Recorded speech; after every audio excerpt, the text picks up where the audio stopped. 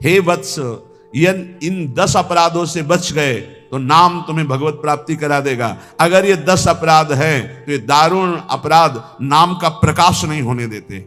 पहला, नामदाता गुरु का अपराध, उनकी अवज्ञा, उनका अनादर। गुरुर अवज्ञा पहला अपराध है।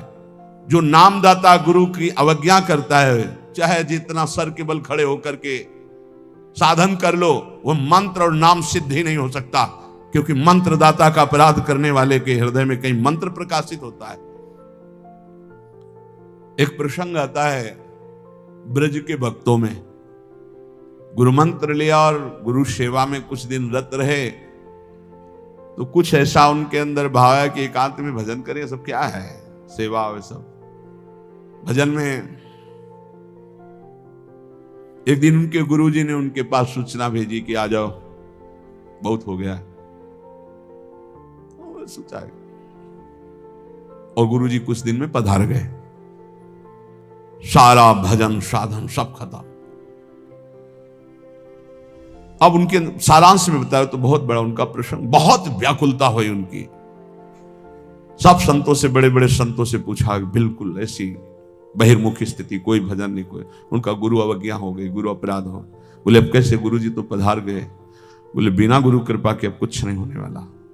आसन लगाओ गुरुदेव का, आवाहन करो, भूख प्यास सहते हुए खूब रो चिल्लाओ। जब गुरु जी इस पे प्रकट हो जाए आसन पर, वो संभाल ले तो संभाल ले, जीवन व्यर्थ चला गया। ऐसा कैसे हो सकता है कि मंत्रदाता का अपमान करके कोई मंत्र सिद्ध कर ले या संसार में चला जाके सुखी हो जाए? कभी नहीं। संसार में भी जाता है तो गुरुजनों की आज्ञा, गुरुजनों का आशीर्वाद। जब ब्याह होता है तो गुरुजनों का आशीर्वाद, आचार्य का आशीर्वाद, देवी देवताओं का पूजन बड़ा मंगलमय होता था। इसीलिए अब आज का जो जीवन गृहस्थी का बड़ा संकटपूर्ण जीवन है, क्योंकि ना तो आचार्यों का आशीर्वाद है, ना गुरुजनों की सलाह है, ना भगवत मनमानी आचरण बेविचार प्रवृत्तियां बढ़ रही हैं, तो कौन इन सब बातों को माने। नाम जापक के लिए सबसे पहला अपराध है गुरुर अवज्ञा, अपने मंत्रदाता गुरु की अवज्ञा कर देना, गुरु का अपमान कर देना। अब कोई गुरु को ऐसे थप्पड़ थोड़ी मारता है, कोई गुरु को ऐसे थोड़ी। गुरु अवज्ञा का मतलब उनकी रुचि के प्रतिकूल चल देना, अपनी रुचि रखना। अच्छा, गुरु अनंत माताओं जैसा वात्सल्य रखते हैं, वो चुपचाप सहन करते हैं। उनका सहन करना तुम्हारे लिए बहुत हानिकारक है। वो सहन ना करें, कृपा करके हमें दंड दे दे, ये हमारे लिए मंगल विधान है। हमसे कोई गलती हो जाए तो गुरु सहन ना करें, श्री जी ऐसी कृपा करें कि हमको कटुवचन बोले, हमें दंड विधान कर दें, हमारे ऊपर शासन लागू कर दे, ये करुणा होगी। और अगर वो मौन रहकर चुपचाप सह रहे तो हमारा सर्वनाश है। कि हम समझ रहे हैं हमारे गुरु जी प्रसन्न है और वो अंदर से वो जल रहे हैं इस बात से कि ये भगवत मार्ग के विमुख आचरण कर रहा है और मेरी बात नहीं मान रहा, अब मेरा अधिकार कैसे इस पर लागू हो सकता है, ये तो मान ही नहीं रहा। बस ये अवज्ञा होती सबसे। तेन वचन मानत गुरु द्रोही, निस्दिन करत आपनो भायो। तो इत व्यवहार न उत्पन्न, तुम्हारा व्यवहार भी नहीं बच सकता और परमार्थ भी नहीं बन सकता। व्यवहार बच नहीं सकता और परमार्थ बन नहीं सकता। इत व्यवहार न उठ परमार्थ, बीच ही बीच जन्म गमायो। दूसरा, साधु नाम निंदाम, किसी भी नाम जापक वैष्णव संत की कभी भी निंदा ना करे। ये नामापराध है। सबसे पहला है गुरुर अवज्ञा, दूसरा है साधु नाम निंदाम। और भेदम हरे हरो, भगवान शंकर और हरि में भेद न करे। वही हर है, वही हरि है, वो परस्पर एक लीला करते हुए विराजमान है। हरि और हर में कोई भेद नहीं, पक्का भेद नहीं। पहला गुरुर अवज्ञा, दूसरा साधु नाम निंदाम, तीसरा भेदम हरे हरो, और चौथा है वेद निंदाम। वेद भगवान का वांग्मय स्वरूप है, किसी की रचना नहीं है। भगवान वेद व्यास जी ने वेद का विभाग किया है। वेद की रचना तो स्वयं वेद प्रकाशित हुए हैं। वेद की रचना किसी ने नहीं की, स्वयं वेद प्रकाशित अपौरुषेय है। ये किसी के द्वारा लिखे नहीं हुए, स्वयं जैसे भगवान प्रकट हुए ऐसे वेद भगवान प्रकट हुए हैं। वेद की निंदा करने का अधिकार किसी को नहीं है। हाँ, वेदातीत प्रेम स्थिति है, जिसे वेद नेति नेति कह के प्रेमी जन उनका दुलार कर रहे हैं। इसलिए देवर्षि नारद जी स्वयं आज्ञा करते हैं, वेदान्नपि सन्नस्तिसा केवलम मौछिन्न अनुरागम लभते। जो वेदातीत स्थिति प्रेम को प्राप्त करना चाहते हैं, वेद का सम्यक रूप से पूर्णता पूर्वक त्याग करते, तिरस्कार पूर्वक नहीं। जैसे भगवान श्री कृष्णचंद्र जी स्वयं आज्ञा करते हैं, त्रिगुण्य विषया वेदा निस्त्रिगुण्य भवा अर्जुन। हे अर्जुन, जो विभाग विषय का तीनों गुणों के अंतर्गत वर्णन किया जाता है, उससे ऊपर उठो, त्रिगुणातीत अवस्था को, निस्त्रिगुण्य अवस्था को प्राप्त हो। वेद की निंदा करने का अधिकार किसी का नहीं। वेद अपौरुषेय भगवान का वांग्मय स्वरूप है। जो वेद की निंदा करते हो कभी भी नाम जापक, सफल नाम जापक नहीं हो सकते। हरे नाम बलात् पाप शमीहनम। जिन्होंने महिमा सुनी कि भगवान के नाम जप से पाप नष्ट हो जाता है, नाम संकीर्तनम यस्य सर्व पाप प्रणाशनम। अब वो बलपूर्वक उत्साह पूर्वक पाप करते हैं और सोचते हैं नाम कीर्तन कर लेंगे तो पाप नष्ट हो जाएंगे, उनको नरक मिलेगा क्योंकि नामापराध कर रहे हो। भगवान नाम के बल पर पाप करना, वो नाम कीर्तन कर लेंगे ना सब पाप नष्ट हो जाएंगे। फिर कह रहे अर्थवादम हरिर्नामनि, भगवान के नाम की महिमा को सुनकर के कि अरे ये तो सब फल स्तुति केवल वर्णन है, ऐसा नाम का फल नहीं है, ये नामापराध है। नाम के प्रति अर्थवाद की केवल फल स्तुति मात्र है, नाम की ऐसी महिमा नहीं है, ये नामापराध है। और पाखंडम नाम संग्रहे, नाम लेने में पाखंड फैलाना, नाम की आड़ में व्यभिचार करना, नाम की आड़ में रुपया कमाना, नाम की आड़ में मनमानी आचरण करना, ये पाखंड है। ये नाम में पाखंड फैलाना, ये सब पाखंड की अंतर्गत आता है। हम नाम कीर्तन कर रहे हैं, जिनका हमको उन पर विश्वास नहीं कि वो विश्वंभर है, वो अनंत ब्रह्मांडों का स्वामी मां लक्ष्मीपति है, हमको हाथ फैलाना पड़ेगा तो हमको भरोसा क्या है अपने आराध्य देव पर? अरे जिसके एक निमिष मात्र से अनंत ब्रह्मांडों का सृजन हो जाता है, नाम बल से उसको अधीन कर लिया जाता है। सुमिर पवन सुत पावन नामू, अपने बस कर राखे रामू। डोनेशन चाहिए तो हरि से मांग डोनेशन। मां लक्ष्मीपति है, वो अनंत ब्रह्मांडों का स्वामी है, जिसको प्रेरित करेगा या वो स्वयं आके करेगा, और करे ना करे मंगबो भलो न बापसो जो प्रभु राखे टेक। ये क्या मतलब रह गया? नाम जपने का मतलब क्या रह गया अगर भिखमंगापन ना मिटा तो? दूसरों से भगवान का एक संत गंगा किनारे कहते थे, कहावे मुआर दासा करे नरन के आशा, तो कहो कहां रहा विश्वासा, कहां विश्वास हरि से रहा। तो नाम के बीच में ये पाखंड फैलाना, नाम का आश्रय लेकर के दुनिया का नाटक करना, ये नामापराध है।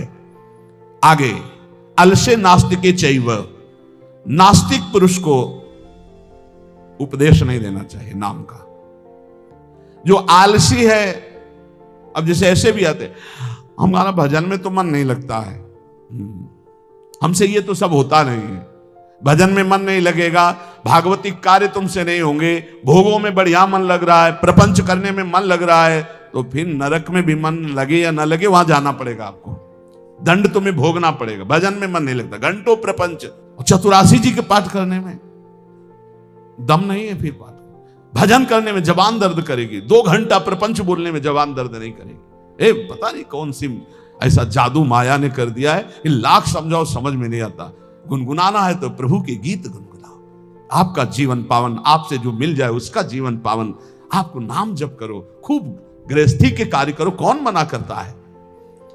आलसी और नास्तिक को भगवान नाम उपदेश करना, और अलसे नास्तिक के चाहिए हरि नामोपदेशनम, नाम विस्मरण। जब नाम की महिमा इतनी सुन ली, परम पूज्य श्री प्रथम गुरु नानक देव जी की कल वाणी में था कि जब तक जीऊं तब तक नाम, नाम छूटे तो मृत्यु।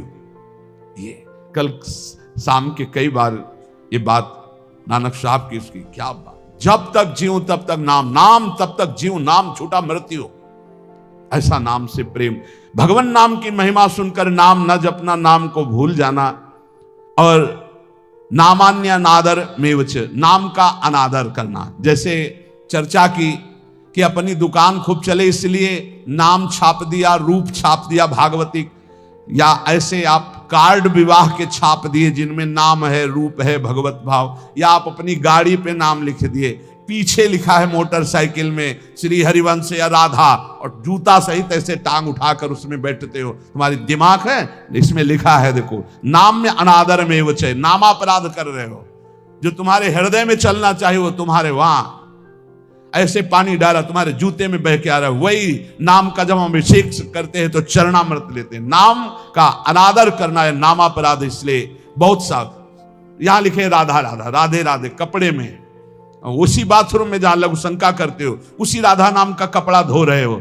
जानते हो क्या कर रहे हो? नामापराध कर रहे हो, नाम का अनादर कर रहे हो। उसी राधा नाम का हम चरणामृत लेते हैं। इसीलिए अगर कोई वस्त्र ऐसा है, चद्दर राधा नाम का, वस्त्र राधा नाम का, तो यमुना जी में यहां आकर के, नहीं तो कभी मत धो, केवल पहन लो, टांग लो, दर्शन करो। उसको प्रयोग में लाओगे, धोगे उन बाथरूमों में संसार के जहां लघु शंका करते हो, जहां स्नान करते हो बहुत होश में। तो ये 10 नामापराध सनत कुमार जी कहते हैं, इनसे बच जाए तो नाम का फल मिलता। पहला है गुरु का अपमान करना, दूसरा है साधु महात्माओं की निंदा करना, तीसरा भगवान शिव और हरि में भेद करना, चौथा वेद की निंदा करना, पांचवा भगवान नाम के बल पर पाप करना, छठवां भगवान नाम की महिमा को अर्थवाद समझना, सातवां नाम लेने में पाखंड फैलाना, आठवां आलसी और नास्तिक को भगवान नाम उपदेश करना, नवां भगवान नाम की महिमा सुनकर भगवान नाम न जपना, और 10वां नाम का अनादर करना। वह परमात्मा नीचे है, ऊपर है, वही पीछे है, वही आगे है, वही दाहिने, वही बाएं है, वही सर्वत्र है।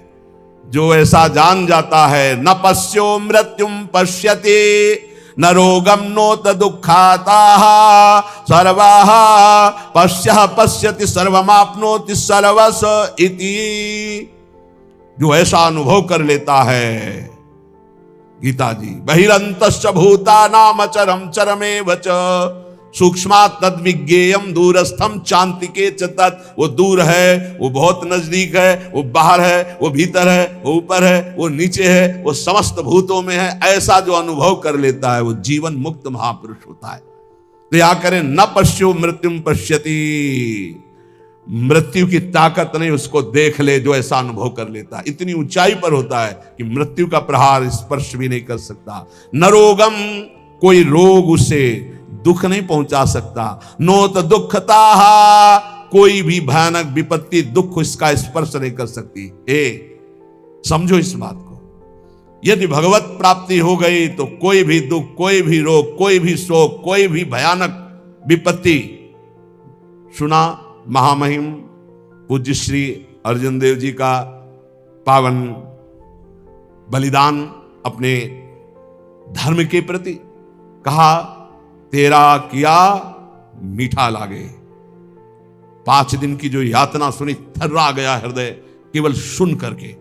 और वो महापुरुष की मुस्कुराहट में कोई अंतर नहीं। न पश्यो मृत्युम पश्यति न रोगम नोत दुखताः सर्वाः पश्यः पश्यति सर्वमाप्नोति सर्वस्व इति। वेद कहता है मृत्यु भी उसे देख नहीं सकती। कोई रोग, कोई शोक, कोई विपत्ति, कोई संकट, कितनी बड़ी बात है। तेरा किया मीठा लगे, हरिनाम पदारथ नानक मांगे। विकल हो जाता है हृदय से महापुरुषों का। कितना बड़ा भयानक पीड़ा का समय, और उनको कोई कष्ट का आभास। ये देखो वेद कहता है न पश्यो मृत्युम पश्यति, मृत्यु की ताकत नहीं कि उसको दुख दे दे, रोग की ताकत नहीं, भारी विपत्ति दुख की ताकत नहीं। जो देखता है क्या, आगे पीछे ऊपर नीचे सर्वत्र मेरा भगवान। वो क्या कह रहे, आप में इतनी सामर्थ्य कि आप पूरे तख्त को भस्म कर सकते, मुझे आदेश करो। वो पीर मियां, मैं भस्म कर देता हूं। तो उनका नहीं, वाहेगुरु का किया सब मीठा लगे।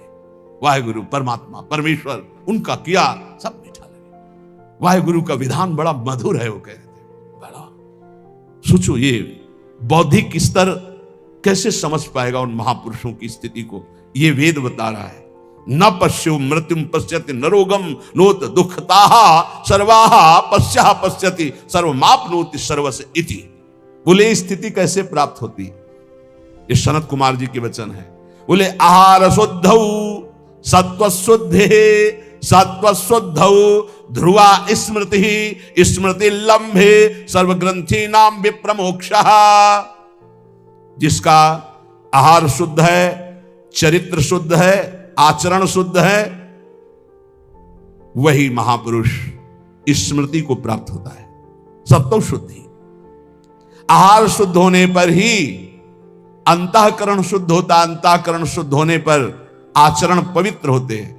चरित्रवान जो पवित्र चरित्र वाला वही भगवती स्मृति को जागृत करता है। ये देवी शक्ति है स्मृति, अखंड स्मृति। जिस समय अखंड स्मृति जागृत होती है तो कह रहे स्मृति लंबे सर्व ग्रंथि नाम विप्रमोक्ष, समस्त ग्रंथियां छिन्न भिन्न हो जाती हैं और वो जीवन मुक्त महापुरुष हो जाता है। इसलिए इन कामों से दूर रहो। निवृत्ति ही श्री सनत कुमार जी का उपदेश, निवृत्ति कर्मणः पापात् सततम पुण्यशीलता सदवृत्ति समुदाचारः श्रेय एतदनुत्तमं मानुष्यम सुखम प्राप्य यह सज्जाति समुह्यति नालम सदुख मोक्षाय संगो वै दुख लक्षणाः। भूल कर भी कोई पाप कर्म मत करना, नहीं तो ये नष्ट कर देगा। कोई और नहीं, तुम्हारा पाप कर्म ही तुम्हारी बुद्धि में बैठकर या अन्य की बुद्धि में बैठकर तुम्हें दंड दे देगा। सदा सत्कर्म करो, सदाचरण करो, पाप कर्म से डरो। सनत कुमार जी कह रहे साधु पुरुष जिसे आदेश करते हैं कि ये करना चाहिए, वही बर्ताव पुण्य कहलाता है, और जिसे कहा जाता है ये नहीं करना चाहिए, वही पाप कहलाता है। उत्तम आचरण करने वाले बनो, सदाचार पालन करो। जहां सुख का नाम नहीं है, ऐसे मानव शरीर को पाकर विषय भोगों में रत जो होता है वो अज्ञान में डूब जाता है। विषयों का संयोगी सीधे नरक गमन। त्रिविधम नरकस्येदम द्वारम नाशन्मात्मनः कामः क्रोधः तथा लोभः तस्मादेत्रयम् त्यजेत्। काम क्रोध लोभ मद ये सीधे नरक पहुंचाते हैं। सीधे कामः क्रोधः तथा लोभः।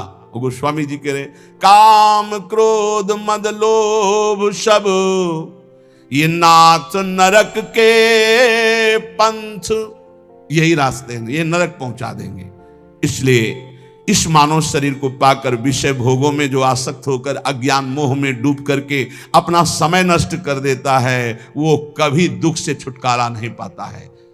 इसलिए नित्यम क्रोध तपो रक्षेत श्रियम रक्षेत च मत्सरात् विद्याम मानवा मानाभ्यामात्मानं तु प्रमादतः। मनुष्य को चाहिए, साधक को चाहिए कि जब उसका भजन बढ़ता है तो उसके भजन को नष्ट करने के लिए, तप को नष्ट करने के लिए क्रोध बहुत बढ़ जाता है। इसलिए क्रोध के द्वारा अपने भजन और तप की रक्षा करे, क्षमा के द्वारा। जहां क्रोध हो तो समझ लो भजन तुम्हारे नष्ट करने के लिए ये लीला की गई है माया के द्वारा। क्षमा कर दो, चुप हो जाओ, शांत हो जाओ।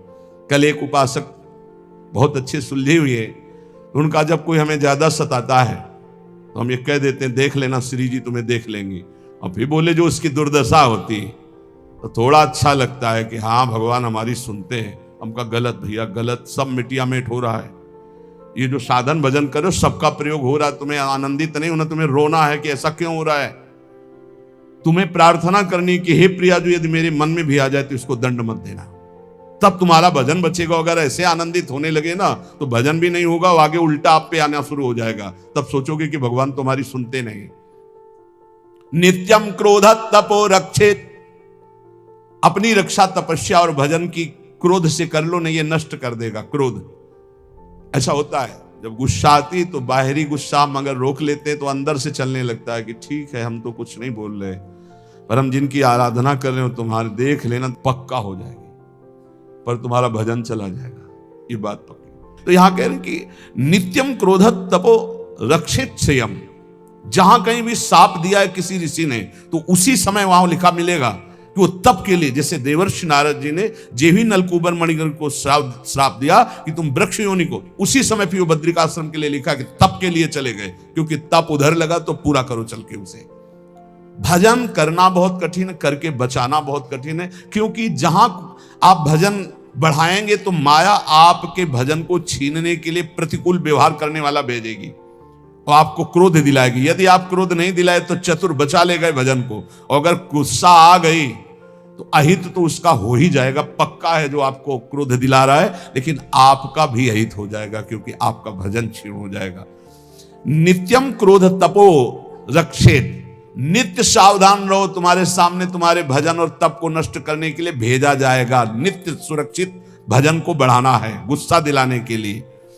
रक्षित श्रियम रक्षित च मत्सरात, जो भागवतिक ऐश्वर्य प्रकट होता है उसका नाश हो जाता है दूसरों पर ईर्ष्या करने से। ध्यान रखना है। सनत कुमार जी बोल रहे, तुम्हारा भजन क्यों नहीं प्रभाव दिखाई दे रहा, तुम्हारा तप क्यों नहीं आगे बढ़ रहा? बोले गुस्सा करते हो इसलिए तुम्हारा भजन क्षीण हो जाता है।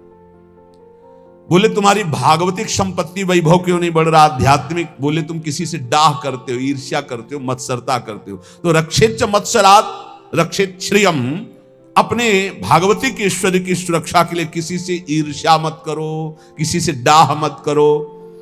विद्याम मानावमानाभ्याम आत्मानं तु प्रमादतः, तुम्हें जो ज्ञान प्राप्त हुआ है वो नष्ट हो जाएगा यदि मान सम्मान में लग गए या अपमान में बुरा मानने लगे। मान सम्मान को अच्छा मानने लगे और अपमान को बुरा मानने लगे, जो संसारियों को लगता है। अगर तुम ऐसा माने तो तुम्हारी विद्या नष्ट हो जाएगी, जो तुम्हें भागवतिक ज्ञान प्राप्त हुआ है। इसीलिए श्रीपाद प्रबोधानंद जी ने वृंदावन महिमामृत में कहा, सम्मानम कलयाति घोर गरलम नीचापमानम सुधाः, सम्मान को घोर विष के समान समझो, नीच पुरुषों द्वारा किए हुए अपमान को अमृत के समान समझो। नीच पुरुषों के द्वारा, जिसे तुम अपने शासन में ले सकते हो, तप के द्वारा नष्ट कर सकते हो या व्यवहार बल के द्वारा नष्ट कर, सब कुछ है, लेकिन आप सह गए, कुछ नहीं बोले। नीचा अपमानम सुधा, अमृत की तरह पी गए अपमान को, तो आप अपने भजन को बचा ले गए, अपने ज्ञान को बचा ले गए, अपनी विद्या को बचा ले गए। और यदि कोई सम्मान कर रहा है, आप हर्षित हो रहे, आनंदित हो रहे, मेरा सम्मान हो रहा है, तो आपका सद्ज्ञान नष्ट हो जाएगा।